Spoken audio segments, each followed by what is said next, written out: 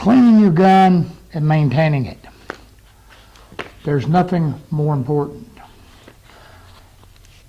Now, to clean your gun, it's the best thing to do is just disassemble it. Like this gravity fed, we've already got the cup off. I'm going to remove the air cap, fluid needle,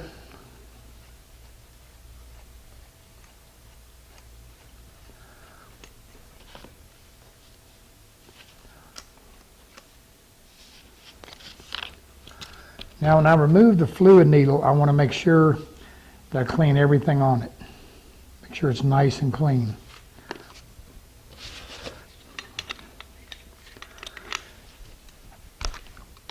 Now, one of the things you want to do when you're through spraying,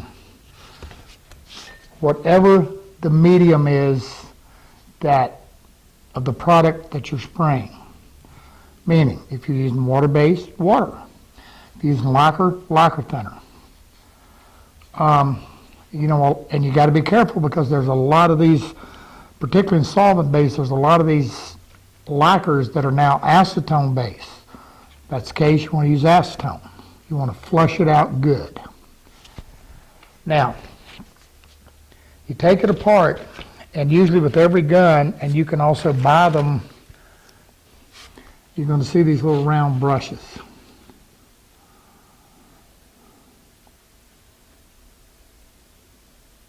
Now, what you want to do is you want to go down into the top, right here where your fluid comes down, and then you want to come in this way.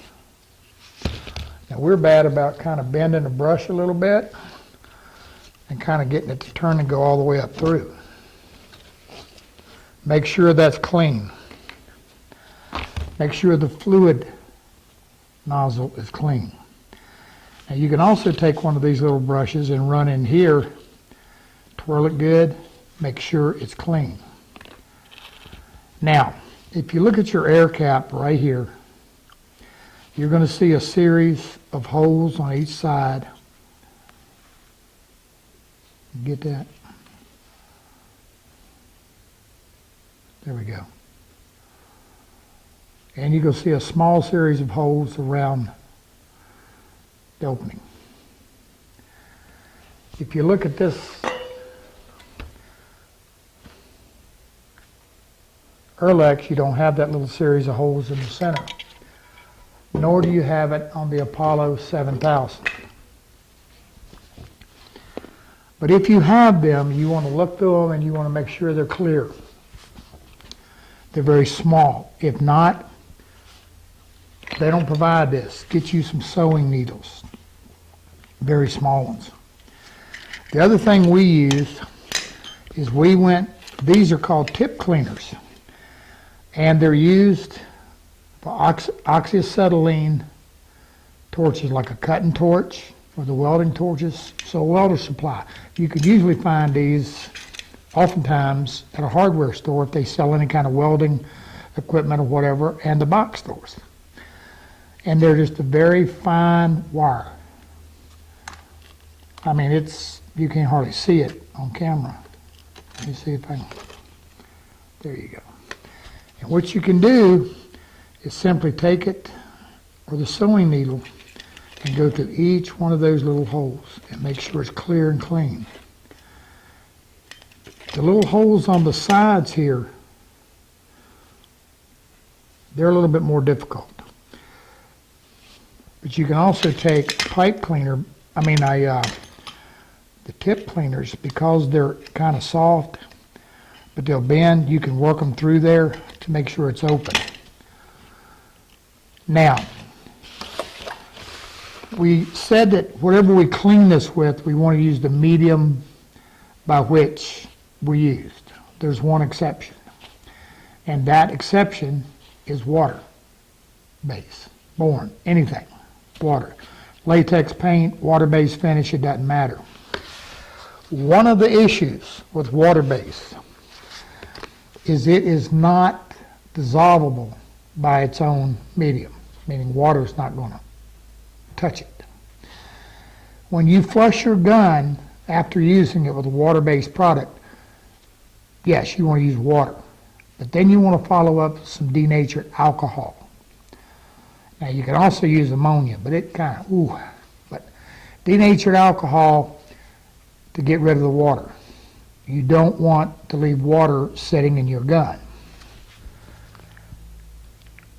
You can use alcohol also to flush, again, the water base. But if you let that water base finish dry at all,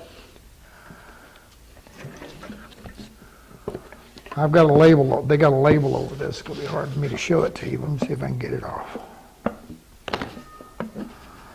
Now, it's called MEK.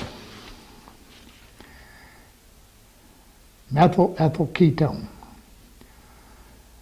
This is probably one of the strongest solvents. You can buy it at hardware store, box stores.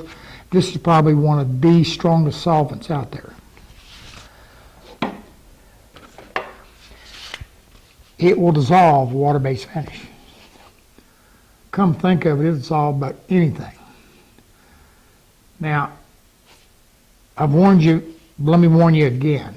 If you take a spray gun and you soak it, if you look at this gun, you've got gaskets around here, you've got gaskets in the trigger down in here, and you've got gaskets inside it. If you take this gun and you simply stick it down into some MEK and leave it for any amount of time, you're going to lose your gaskets. It'll just dissolve, it'll just eat them up. If you're using simply, but if you've got an air nozzle, fluid nozzle, anything like that, you can soak it in a little bit, soak it in it, and it'll clean it. But make sure you put it in a glass container. Don't put it in anything that remotely can be dissolved, because it will flat eat it up. You take these nylon cups that come on these guns, you could wipe it out with it if you had to, but very quickly then I would wipe it with some lacquer thinner and I would rinse it good to neutralize it, because that stuff is super strong. Now, this is after you're done spraying. While you're spraying, one of the best things to do, particularly on a nylon cup, a stainless aluminum cup, keep that cup full, especially with water base. Let me explain. The water-based finish can have a tendency to flow down the side, and it dries fast. So it can dry around the inside. Now, it's not fully dry, and the next time you put finish in the cup, while you're spraying, that kind of semi-congealed finish can get in your fresh finish, and you're getting debris in your finish and you don't know where it's coming from. It can be that little bit of congealed finish. Make sure you keep the cup full. And open it up and look and make sure there's no residual around it. Teflon cups, it flows. But again, make sure you're not running into that. During spraying, with water base, what I do is I'll take a sponge or a rag or anything, drape it over the end, put a rubber band around it. I want to keep this tip wet. I want to keep it wet. If I do that, it's not going to set up. Now, when you go to spray, if you're having an issue, look right here. Look right around this nozzle, right around there. You see when I pull the trigger, it open. There can often be a little bit of finish can get around that and kind of make a seal or create a rough edge. Again, water base is one of the worst. Now, if that happens, one of the things I keep on hand are these.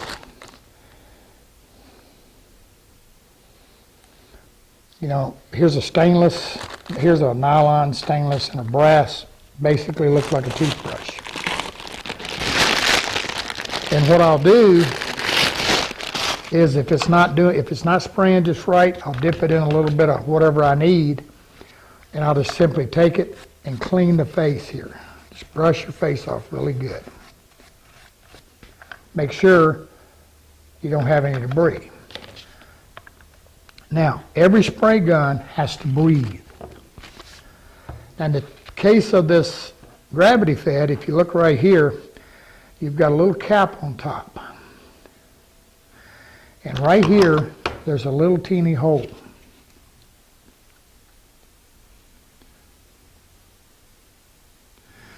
Well, this is your vent. And this is what allows air to enter the cup as the fluid is used up. You make sure that's clear and clean. You know, in the case of this little disposable Harbor Freight one, you just got a little simple hole right in the top. Right there. It's got a vent, it's got to breathe. In the case of the Erlex or the two Apollos, we have our pressure hose. Now, one of the things you want to watch is if fluid can back up into this hose and clog it. You also notice you have a check valve. Now, what this valve is about, this allows pressure to go into the cup, but doesn't allow it to back out. It's a one-way valve. And you want to make sure all that's functioning and working good. And make sure, again, this doesn't get clogged up. If you open it, you're going to see the vent. Make sure that stays clear. Now, I bought these at Harbor Freight as well. These are just called an airbrush cleaning brushes. Very inexpensive. Kind of like the tip cleaners. So what I'll do is I take one of these and I run up my vent tube. Get the right one. There we go. And I make sure it's all nice and clean all the way up. If you get finish somehow into your check valve, you can flush it out, but you know, it can damage them pretty quick. If that's the case, just replace it. They're not very expensive. Matter of fact, we try to keep a couple around just in case. These same little airbrush cleaning brushes. Back to that same air cap here, where we've got these holes, you can use it to try to work through the side holes. Bend it, get in there, clean them out. Keeping this thing clean is everything. Make sure your gaskets are kept clean. Now, speaking of the gaskets, here's a trick.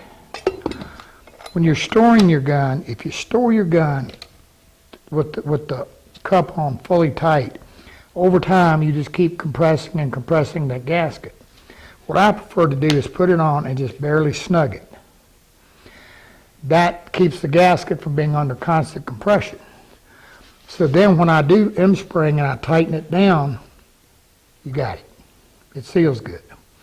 Always double check your gun and turn it and make sure it's not leaking anywhere. There's nothing worse than to be cooking down through here spraying and man, everything is going good. Next thing you know, there's a drip. And when we get to spraying, I'll show you how to put a diaper on it just to be safe. Again, keeping it clean. MEK water base. Now, a lot of professional guys, you're using the post-catalyzed, we now have a post-catalyzed water base, and you're using a post-catalyzed conversion varnishes and everything. These are, these products cure chemically. So, like an epoxy, they can be tough too. And if you let that finish set up and dry, you just can't hardly get it off no matter what you do. But again, the MEK will typically get it off, but watch your gaskets.